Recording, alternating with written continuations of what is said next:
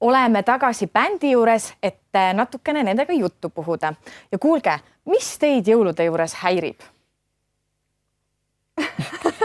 Ma arvan, et siis kui lörts on vahepeal, siis on halb. Mind häirib jõulude juures see, kui on mustad jõulud. Võib juhtuda, et on ka see aasta. Ma loodan, et ei ole. Mind häirivad päkapikud. Miks nad sind häirivad? Sest mõni päev nad on rohelised, kurjad päkapikud. Pean ise mängima neid vahepeal selle pärast. Olgu, kuulge, aga kui nüüd pisut bändi juttu ka puhuda, siis millega te oma kuulajaid uuel aastal üllatate ja mis teil üldse plaanis on? Uus album on plaanis, aga plaanitust nüüd lükkub edasi sellepärast, et meil juhtus väike õnnetus ühe bändi liikmega. Ja siis me need plaanitud esitlused jätame ära praegult ja lükkub järgmise aasta algusesse ilmselt. Te saite uue plaadi valmis? Põhimõtteliselt küll, jah. Väiksed lihvid veel on jäänud. Selge.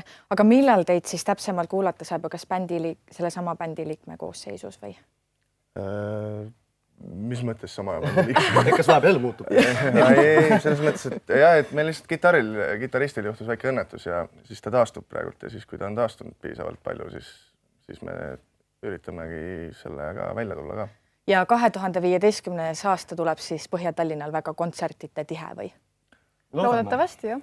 Jah, eks see näis.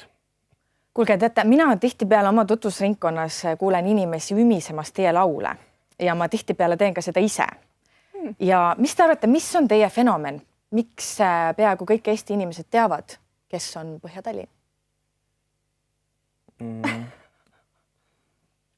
Siuke pähkel anti. Me oleme kunagi juba vastanud selle, ma lihtsalt mõtlen meile, mis me kunagi vastasime, et ma siis midagi puitu ei paneks. Ma arvan, et ongi siuke lihtsus ja selline meie nagu kollektiiv ongi see meie fenomen, et see on siuke võib-olla teistsugune kui tavaline räpi värk. Sõnumid lugudes koos selle bändi kõlaga, et see on siukene kemüüse, ma arvan, et see ongi. Tahad lisada midagi või? Ei taha. Ilus naeratus on ka midagi. Kindlasti. Selles ma ei kahtle.